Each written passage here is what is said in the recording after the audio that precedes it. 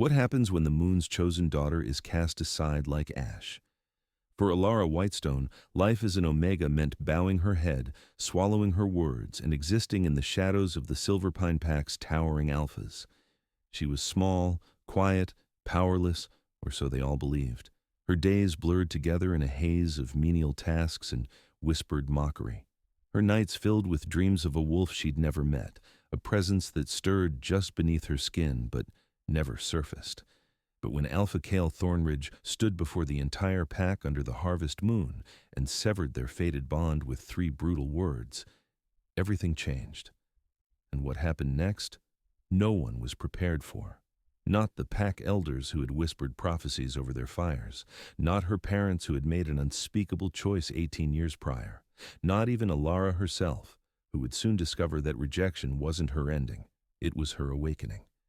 The harvest moon hung fat and golden over the Silverpine territory, casting long shadows across the ceremonial grounds where 200 wolves had gathered in human form. The air thrummed with anticipation, thick with the mingled sense of excitement, envy, and barely restrained dominance. Tonight was the claiming ceremony, where fated mates would be publicly bound, their souls twining together in the ancient way of their kind. Alara stood at the edge of the crowd, her thin frame wrapped in a borrowed dress that hung loose on her shoulders. The fabric was a dull gray, appropriate for an Omega. She'd learned long ago that bright colors drew attention, and attention brought pain. The scent of lavender and morning dew clung to her skin, so faint most wolves overlooked it entirely. Unremarkable, forgettable. That's what she'd always been. But 3 months ago, everything had shifted. The bond had snapped into place on a random Tuesday, sudden and overwhelming, while she'd been scrubbing floors in the pack house. One moment, she'd been alone in her mind. The next, a golden thread had unfurled in her chest, connecting her to someone powerful, someone whose scent of forest and embers had flooded her senses. She'd gasped, dropping her brush as the truth slammed into her. Kale Thornridge, the Alpha's son and heir to Silverpine, was her fated mate. She'd felt his recognition too, a flash of surprise that had rippled down the bond before he'd slammed his mental walls shut, severing the connection so completely she'd wondered if she'd imagined it. But she hadn't. And tonight, under the eyes of the moon goddess herself, Kale would have to acknowledge what fate had chosen. Or so she'd thought. Alara Whitestone. Her name cracked through the air like a whip. The crowd parted, 200 pairs of eyes turning toward her. Some held pity. Most held disdain. A few held dark amusement, as though they already knew how this would end. She walked forward on trembling legs, her heart a drum against her ribs. The ceremonial platform loomed ahead, and standing at its center was Kyle, tall, broad-shouldered, devastatingly handsome with his dark hair and storm-gray eyes. The scent of forest, embers, ozone, and steel radiated from him in waves, a scent that spoke of power and command. Beside him stood Seraphine Ashwood, a beta female with cascading auburn hair and a figure that drew every male eye. Her scent, cinnamon, iron, and blood, was sharp and intoxicating. She wore crimson silk that hugged every curve, and her smile was a blade as Alara approached. Alpha Kale, Elder Maris intoned, her weathered face grave beneath her ceremonial robes. The bond has been confirmed by our seers. Alara Whitestone is your fated mate, chosen by the moon goddess herself. Do you accept this bond? Time stopped. Kyle's jaw tightened, a muscle feathering beneath his skin. For one heartbeat, Alara thought she saw conflict flash in his eyes. Then, his expression hardened into something cold and final. No. The word hung in the air like poison. A wave of power washed over the crowd as Kyle's dominance flared, forcing every wolf present to feel the weight of his authority. Alara's knees buckled, but she forced herself to remain standing. The moon goddess made a mistake, Kale continued, his voice carrying across the silent gathering. I will not tie myself to weakness. I will not burden this pack with an Omega Luna who can't even shift. Gasps rippled through the crowd. It was true. Alara had never shifted, not once in her 18 years. Other wolves first transformed at puberty, but her wolf had never answered, never stirred, leaving her fundamentally broken in the eyes of her kind. I, Kyle Thornridge, future alpha of the Silverpine Pack, reject you, Alara Whitestone, as my mate and Luna. Each word was a hammer blow. I sever this bond.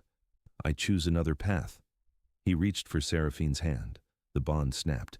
Pain exploded through Alara's chest, a ripping, tearing agony as though her soul was being torn in half.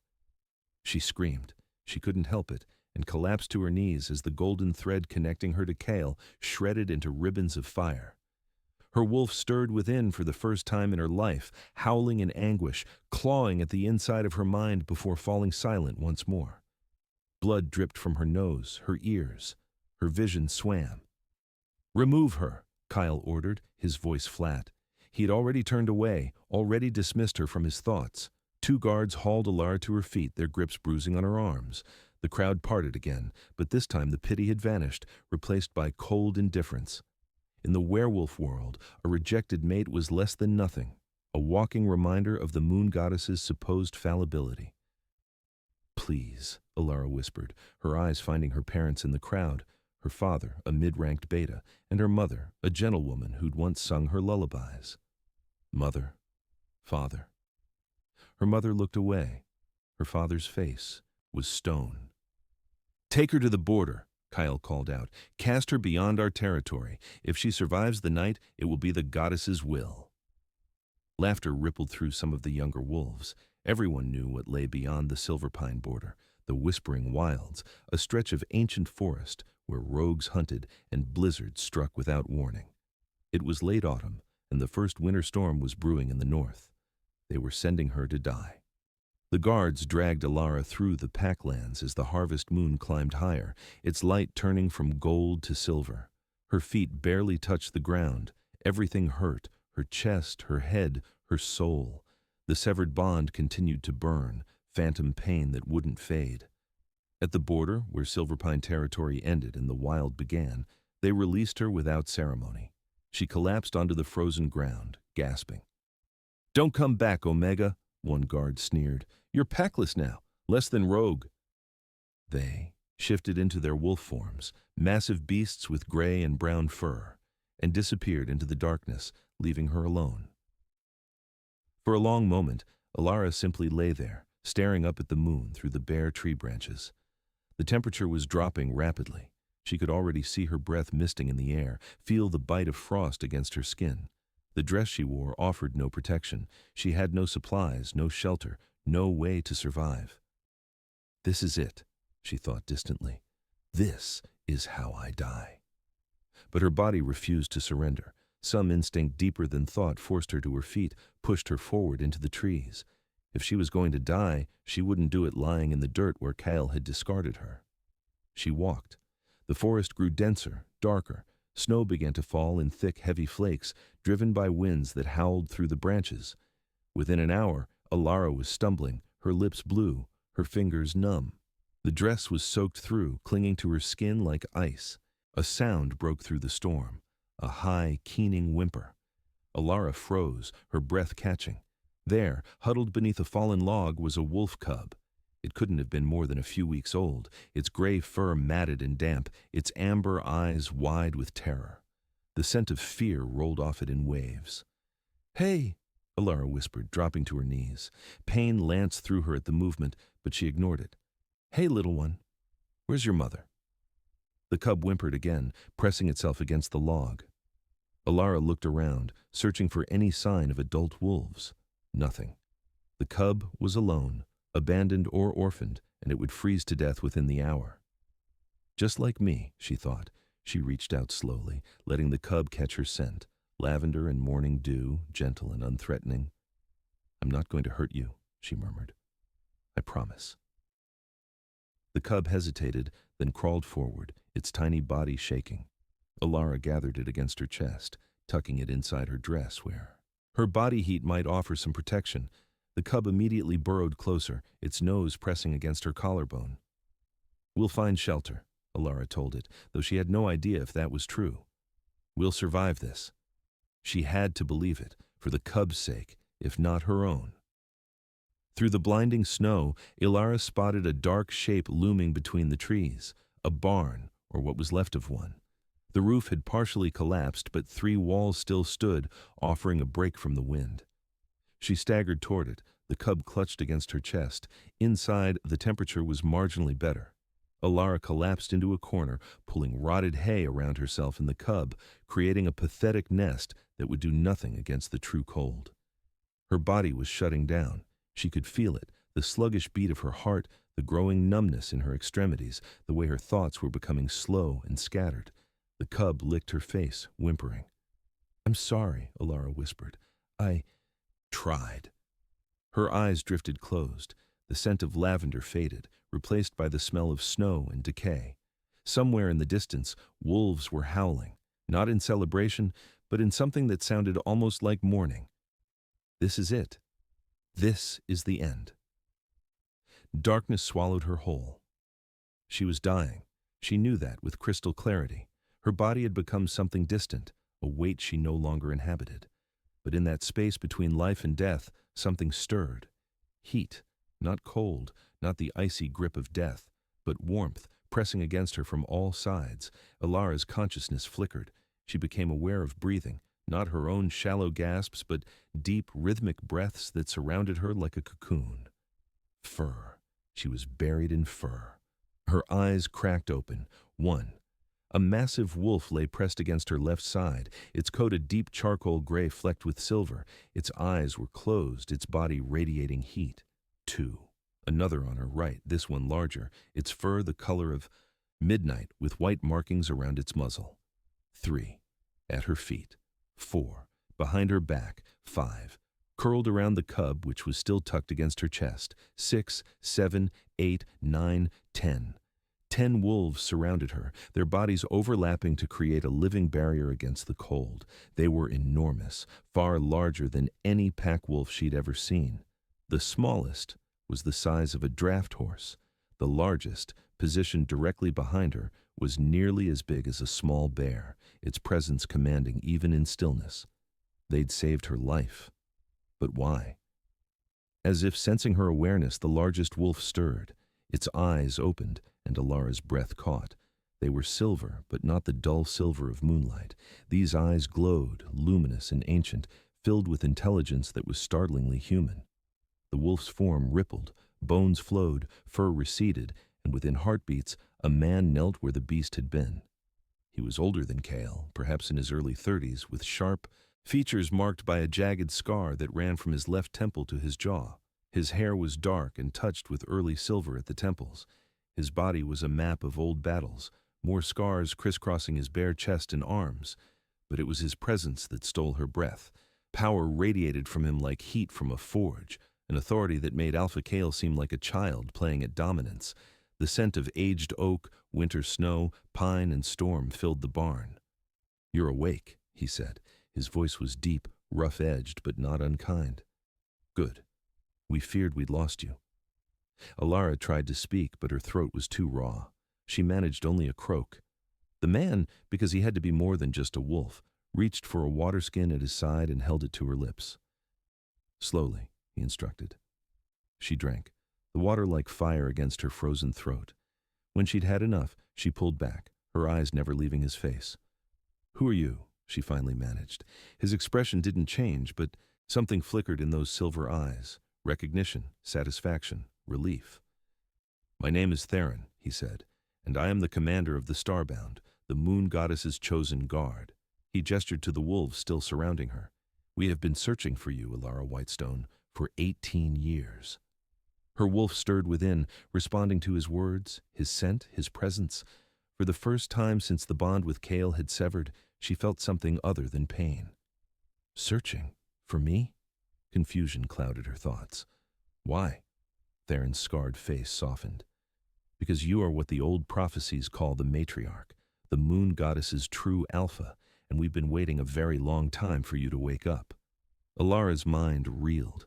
The matriarch, the moon goddess's true alpha. The words made no sense. She was nobody, an omega who couldn't even shift, rejected and discarded, left to freeze in the snow. There's been a mistake, she whispered. I can't even shift? Theron's eyes held understanding. No, you couldn't. But not because you lacked the wolf, because someone made sure you wouldn't. The other 9 wolves began to shift, their transformations fluid and graceful. Within moments, 9 more warriors surrounded her, 6 men and 3 women, each bearing the same battle-hardened appearance as their commander. The youngest looked to be in her mid-20s, the oldest perhaps 50. All wore the same silver marks on their shoulders, symbols that gleamed even in the barn's dim light. One of the women stepped forward, her features sharp and aristocratic, her hair a silver-white braid that fell past her waist. "My name is Lysandra," she said gently. "I'm the Starbound's healer. May I examine you?" Alara nodded, too overwhelmed to speak. Lysandra knelt beside her, placing cool fingers against Alara's throat, her wrists, her chest. The woman's brow furrowed as she worked, her expression growing darker with each passing moment. "It's as we suspected," Lysandra finally said, pulling back. "There's a binding on her. Old magic, blood magic. It's wrapped around her wolf like chains." "Can you break it?" Theron's voice was sharp. "No," Lysandra shook her head. "This kind of binding can only be broken from within, by a shock so severe it shatters the magical construct. Or," she paused, her eyes meeting Theron's, "by the one who placed it." A cold dread settled in Alara's stomach. Who would bind a child's wolf? The Starbound exchanged glances, a silent conversation passing between them. Finally, Theron spoke. "Your parents." The world tilted. "No." Alara shook her head violently, immediately regretting it as pain spiked through her skull. "No, why would they?" "Fear," said another warrior, a man with kind brown eyes and graying temples. "I'm Marcus, the Starbound's historian, and I can tell you exactly why they did it. May I?" Alara managed a nod, though her chest felt like it was caving in. Marcus settled cross-legged on the barn floor. "There's an old prophecy," he began, his voice taking on the rhythmic cadence of a storyteller. "It dates back over 1,000 years, to a time when our kind was ruled not by strength alone, but by divine right. The moon goddess herself would choose a vessel, a wolf blessed with power beyond measure, who would unite the packs and usher in ages of prosperity. When such power emerges, the chosen is not born alpha. She is born small, overlooked, underestimated. She will be rejected, cast aside, broken. And in her breaking, she will be reforged. The prophecy says, when the silver moon bleeds red and winter's child is left for dead, the matriarch shall wake from sleep, her power vast, her justice deep. Born of sorrow, forged in pain, she rises where the weak are slain. 10 stars will guard her through the night until she claims her goddess-given right." The words hung in the air, ancient and undeniable. Alara's skin prickled with goosebumps that had nothing to do with the cold. "You were born during a lunar eclipse," Theron continued, "when the moon turned blood red. Your scent, lavender, morning dew, wildflowers, it's the signature of the divine bloodline. And your parents knew it. They recognized what you were the moment you drew breath." "So they bound my wolf," Alara said slowly, pieces clicking into place. "To protect me. Or to protect themselves," Lysandra said quietly. "The emergence of a matriarch disrupts the existing power structure. Alphas lose their absolute authority. Territories shift. Some families rise while others fall. Your parents, a mid-ranked beta and his mate, they feared what your power might bring. So they hired a blood witch to bind your wolf before it could manifest." Rage. It was a slow burn at first, then an inferno. Alara's parents had looked her in the eye for 18 years, had watched her suffer as a powerless Omega, had let her be mocked and degraded, and finally rejected, all because they were afraid. "How do we break it?" Her voice was ice. "The binding, how?" "The rejection," Theron said. "When Kale severed your mate bond, he created a wound in your soul. That wound is already weakening the binding. Given time, hours, perhaps a day, the chains will shatter on their own. Your wolf will wake. And Alara," his silver eyes bore into hers, "when she does, she will be magnificent."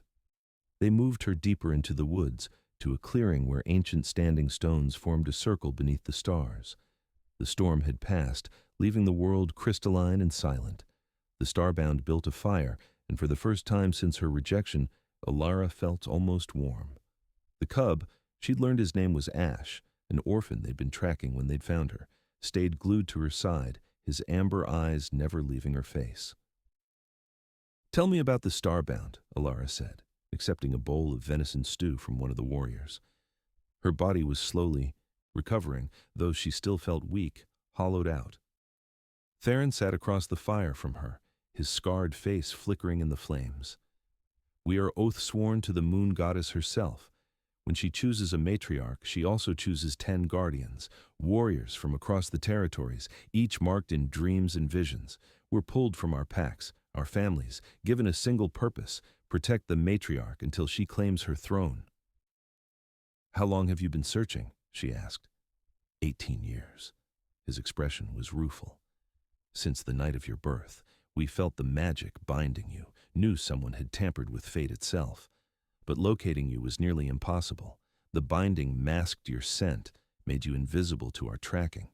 We've been combing territories for nearly 2 decades, following rumors, legends, whispers of a girl who couldn't shift." "And the cub?" Alara looked down at Ash, who'd fallen asleep with his head on her lap. "A gift from the goddess," Lysandra said, with a smile.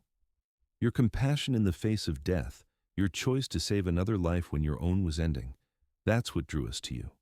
Ash's mother died defending her den from rogues 3 days ago. He'd been alone, dying, crying out for help.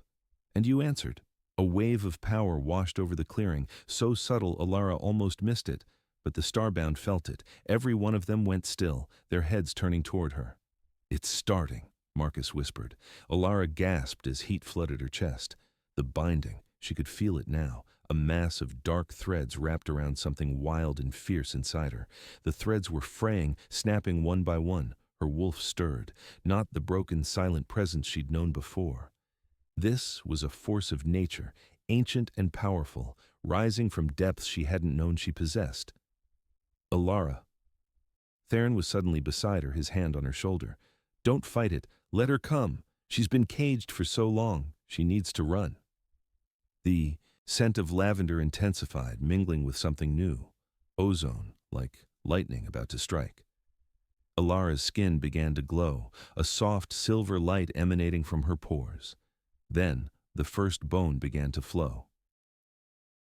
The transformation wasn't like what she'd heard described.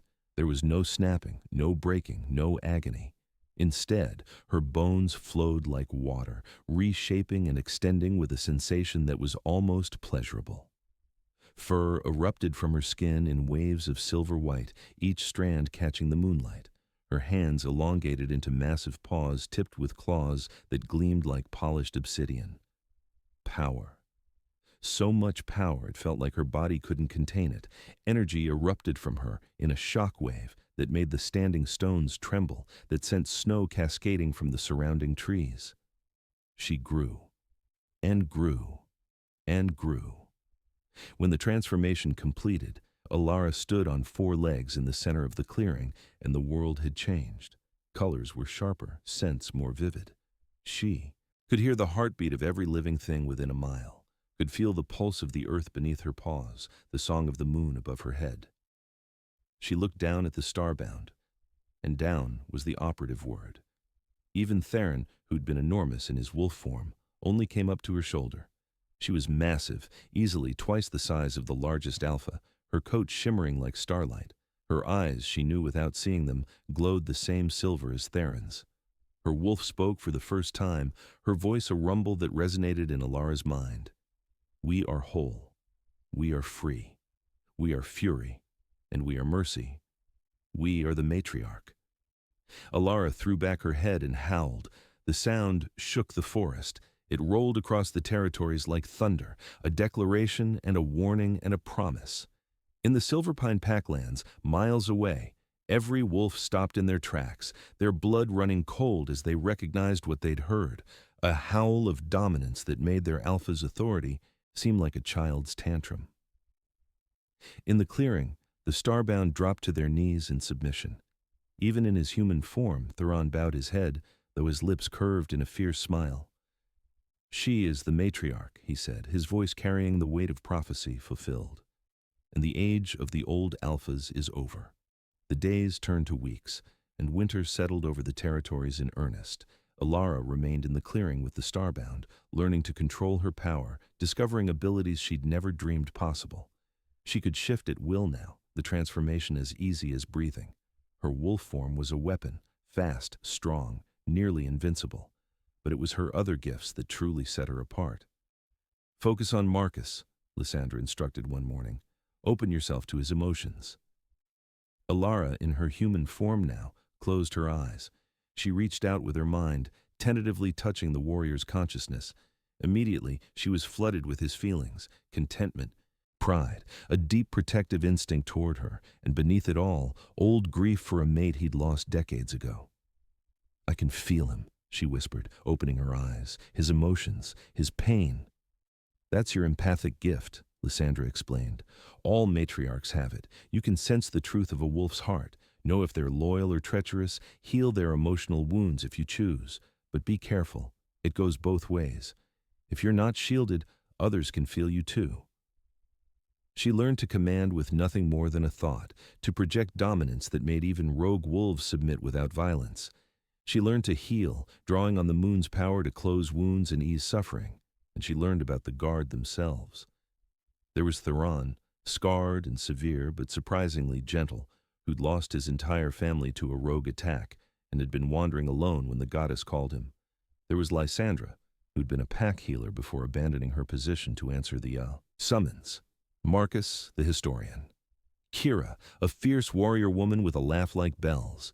Demon, silent and deadly. Rowan, who could track anything. Finn, the youngest, barely 25, who made terrible jokes. Soraya, Nyx, and Evander, each with their own stories of sacrifice and dedication. They became her family, the family she'd never truly had. Tell me, she said to Theron one evening, as they sat by the fire while the others slept. What happens next? I can't hide here forever. Theron's silver eyes reflected the flames. No, you can't. Eventually, word of your emergence will spread. The alphas will come, some to submit, some to challenge. You'll need to establish your territory, declare your sovereignty. And, he paused, you'll need to decide what to do about Silverpine. Kyle. The thought of her former mate no longer brought pain, only cold anger. He'd rejected her, cast her out to die, all because she'd seemed weak, because she'd threatened his pride. I won't seek revenge, Alara said slowly, but I won't forget either. When the time comes, Silverpine will kneel. They all will. Theron's scarred face softened. Spoken like a true queen. Their eyes met across the fire, and Alara felt something shift between them. Not a mate bond. That magical, fated connection could only form once in a lifetime, and hers had been severed. But something deeper, something chosen. The matriarch doesn't need a fated mate, Theron said quietly, as though reading her thoughts. She chooses her consort, her equal, someone who stands beside her not because fate demands it, but because they both will it. Is that what you want? Alara asked, her heart suddenly racing. To stand beside me? I have waited 18 years to find you, Theron said. I will wait 18 more if needed. But yes, Alara, when you're ready, I will stand beside you. I will be your shield and your sword, your consort and your partner, if you'll have me. The bond snapped into place, not magical, not fated, but chosen, deliberate, perfect. Alara smiled, feeling the weight of certainty settle over her. Then stand beside me, Theron, and let's show them what real power looks like. The enemy came on the night of the new moon. Alara had sensed them hours before they arrived, a war party of 23 wolves moving through the forest with barely concealed aggression. The scent of forest, embers, ozone, and steel led them, unmistakable even at a distance. Kyle. He'd come for her. The Starbound assembled in the clearing, grim-faced and ready. In the weeks since Alara's awakening, they'd trained together, learned to fight as a unit. The bond between them was unbreakable now. Stay behind us, Kira urged, her hand on her sword hilt. No, Alara's voice was calm. This is my fight. You're my guard, not my shield. The war party broke through the tree line in a wave of fur and fury. Kyle led them in his alpha form, a wolf of burnished gold and brown, larger than most, radiating dominance. Beside him ran Seraphine, now marked as his chosen mate, her auburn fur sleek and beautiful. Behind them came the Silverpine elite, betas and warriors, enforcers and trackers. They surrounded the clearing, snarling, their intention clear. Kyle shifted back to human form, standing bare-chested in the snow without apparent discomfort. His storm-gray eyes found Alara, and she watched shock ripple across his features. She'd changed. No longer the small, cowering Omega in a borrowed dress. She stood tall now, wrapped in furs gifted by the Starbound, her silver-white hair unbound and glowing in the moonlight. Power radiated from her like heat. "Ilara," Kale's voice was rough. "You're alive." "Did you hope I wasn't?" She kept her tone conversational. "Tell me, Alpha Kale, did you sleep well the night you sent me to die?" His jaw tightened. "I did what was necessary. The pack follows strength," Alara interrupted. "And you showed them yours by rejecting a powerless Omega." "How very brave." Seraphine shifted, her human form appearing in a ripple of light. The scent of cinnamon, iron, and blood intensified. "You should have stayed dead," she hissed. "You're nothing but a mistake, a weakness that Kyle was right to excise." "Is that what you tell yourself?" Alara asked mildly. "That he chose you because you're worthy and not because you're convenient?" Seraphine's face contorted with rage. She shifted again, her wolf form exploding forward with vicious speed. It was a mistake. Alara moved. One moment she was standing still, the next she was a blur of silver light. Her shift happened mid-leap, her massive wolf form materializing in an instant. She met Seraphine's charge with a single paw strike that sent the smaller wolf tumbling across the clearing like a broken toy. The Silverpine warriors froze, stunned. Alara stood over Seraphine's whimpering form, her size making the dominance clear. She'd barely used any force, had held back substantially, but the message was delivered. Then she stepped back, allowing Seraphine to scramble away on trembling legs. "I could have killed her," Alara said, her wolf's voice a rumble that all present could hear. "But I chose mercy. Remember that." Then the Starbound revealed themselves. As one, all 10 warriors shifted. Their transformations were spectacular, their true forms finally displayed. Not normal wolves, but dire wolves, creatures from legend. Each stood taller than any alpha, their coats marked with silver symbols that glowed with divine light.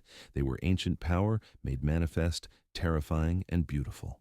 They moved to flank Alara, forming a semicircle of unstoppable force. The Silverpine wolves began to back away, their earlier aggression dissolving into primal fear. Even Kale, still in human form, had gone pale. "You wondered what became of me," Alara said, her glowing eyes fixed on her former mate. "I am what I always should have been, what you were too blind to see. I am the matriarch, the moon goddess's chosen alpha, and this," she gestured to the Starbound with one massive paw, "is my guard, the oath-sworn protectors of the true sovereign of all packs." Kyle fell to his knees. His submission was instinctive, forced by the weight of her dominance, but Alara could sense something else in him, regret, sharp and bitter. "Mercy," he choked out. "Please, the pack. They didn't know." "Mercy," Alara repeated thoughtfully. She shifted back to human form, standing before him in her furs, every inch a queen. "You want mercy from the Omega you rejected? From the mate you cast aside to freeze in the snow?" "Yes." The scent of fear hung in the air, thick and cloying. Every Silverpine wolf present awaited her judgment. Alara could kill them all. The thought was there, tempting. She had the power, she had the right, but she'd told Theron she wouldn't seek revenge, and she'd meant it. "Here is my mercy," she said finally. "You live, all of you. But Silverpine is no longer free territory. From this moment forward, you're under my dominion. Kyle, you remain Alpha in name, but you answer to me. 10% of your resources, food, furs, trade goods, will be tithed to my territory annually, and you will institute new laws." She began to pace, her voice carrying absolute authority. "No Omega shall be cast out for weakness, no wolf shall be rejected for their lack of power. Hierarchy will be earned through merit, not birth. Those who abuse their rank will be stripped of it, and anyone who attempts to bind another's wolf will be banished permanently. Kyle's head remained bowed. It will be done, matriarch. Good. Alara turned to address the entire war party. Spread the word. The old ways are over. A new age has begun, and any alpha who wishes to challenge me. She let her dominance flare, a wave of power that drove every wolf to the ground. They're welcome to try. Seraphine, still in wolf form, slunk behind Kyle, her earlier arrogance shattered. Alara felt a moment of pity for her. She'd been a tool, used by ambitious wolves to further their own power. Now she was learning what it meant to be discarded. Go, Alara commanded. Return to Silverpine. Tell them what you've seen. And remember this, I am not your enemy, but neither am I your victim. I am your queen. The Silverpine wolves retreated, disappearing into the forest like shadows. Kyle went last, his eyes finding Alara's one final time. I'm sorry, he said quietly. Alara said nothing. Some wounds couldn't be healed with apologies. When they were gone, Theron shifted back to human form and moved to her side, his hand finding hers. Well done, he murmured. Was it? Alara looked up at him, suddenly exhausted. I spared them. Maybe I shouldn't have. You showed them what true strength looks like, Theron said. Not domination through fear, but leadership through wisdom. That's what makes you the matriarch, not your power, but what you choose to do with it. Around them, the starbound shifted back, their expressions proud. Lysandra whistled softly. That was magnificent. Did you see Seraphine's face when she realized that she'd challenged a dire wolf? Kira laughed. Priceless. They returned to the fire, the tension easing into relief and exhaustion. Ash bounded over to Alara, the cub having hidden during the confrontation, and she scooped him up, holding his warm weight against her chest. What now? Marcus asked, settling beside the flames. Now we build, Alara said. A new territory, a new pack, not bound by hierarchy but by choice.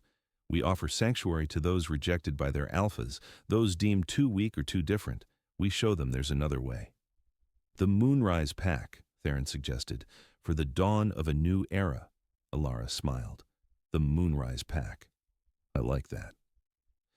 3 months later, on the night of the spring, equinox, Alara stood on the cliffs overlooking her new territory. The Moonrise Pack had grown rapidly, wolves from across the territories seeking sanctuary, finding family. They'd built structures in the clearing, expanded into the surrounding forest, established borders and laws. Word of the matriarch had spread like wildfire. Some alphas had submitted willingly, understanding the shift in power. Others remained defiant, but none had dared challenge her directly. Not after what had happened to the 3 rogue alphas who'd tried. Alara wore a crown now, not of gold, but of silver and moonstone forged by the pack's craftsmen. On her shoulder perched Ash, now grown to the size of a small wolf, his amber eyes watchful. Theron joined her on the cliff's edge, wrapping his arms around her from behind. The bond between them had deepened over the months, chosen and strengthened by shared purpose. She'd taken him as her consort in a ceremony under the full moon, with the starbound and the entire pack as witnesses. Thinking about the future? He asked. Always. Alara leaned back against him, watching the sunset and the moon rise in perfect balance. There's still so much to do. The northern territories are restless. The vampire covens want to establish trade routes, and I received word that my parents wish to speak with me. Will you see them? Eventually. Her expression was complex. They made their confession public, as I demanded. They admitted to binding my wolf out of fear. They've been stripped of their rank in Silverpine, reduced to Omegas themselves. In a way, they're experiencing what they forced me to endure for 18 years. Justice, Theron said. Perhaps, or perhaps just irony? Alara sighed. I'll offer them a path to atonement if they truly seek it, but forgiveness? That will take time. A howl rose from the packlands below, not a summons, but a celebration. Tonight, they were holding a feast, welcoming new arrivals, strengthening bonds. There's something else, Theron said quietly. Marcus found an old text. It mentions a blood moon prophecy, something about an ancient darkness that will rise when the matriarch claims her throne. Alara's wolf stirred uneasily. Of course there is, because one challenge wasn't enough. You'll face it, Theron said with absolute certainty. You'll face it, and you'll win. Because you're no longer the rejected Omega left to die in the snow. You're Alara Moonrise, matriarch of the Pax, chosen of the Moon Goddess, and you're exactly where you're meant to be. She turned in his arms, rising on her toes to kiss him. The scent of aged oak, winter snow, pine, and storm mingled with her own lavender and morning dew, creating something new and perfect. "Then let the darkness come," she whispered against his lips. "We'll be ready." Below, the pack howled again, and this time Alara joined them, her voice rising in a song of triumph and challenge and unshakable hope. She was no longer what they'd tried to make her, broken, powerless, forgotten. She was the matriarch, and her reign had only just begun. And so, Alara's journey transformed from tragedy to triumph. The Omega who'd been rejected, discarded, and left for dead had risen from the ashes of her old life to claim her destiny. She'd learned that true power wasn't given by birth or stolen through cruelty. It was earned through compassion, through choosing to save a dying cub when her own life was ending, through showing mercy even to those who'd shown her none. The lesson is this: what others see as weakness may be the seed of unimaginable strength. What they discard may be exactly what the world needs. And sometimes, being broken is the only way to be reforged into something magnificent. What did you think of Alara's transformation? Could you feel the weight of rejection in that ceremony? Did the moment when the Starbound revealed their true forms give you chills? I'd love to hear your thoughts in the comments below. If you enjoyed this story, please give it a like and share it with anyone who loves epic werewolf tales and powerful heroines who refuse to stay down. And don't forget to subscribe and hit that notification bell, because Alara's story is far from over. The blood moon is rising, ancient evils are stirring, and the matriarch will need all her strength for what comes next. Thank you for listening to the tale of the rejected Omega, who saved a wolf cub and became the Alpha Queen. We'll see you in the next chapter, where new challenges await in the shadows. Until then, remember, you are stronger than those who try to break you. You are more powerful than you know. And your story isn't over. It's just beginning.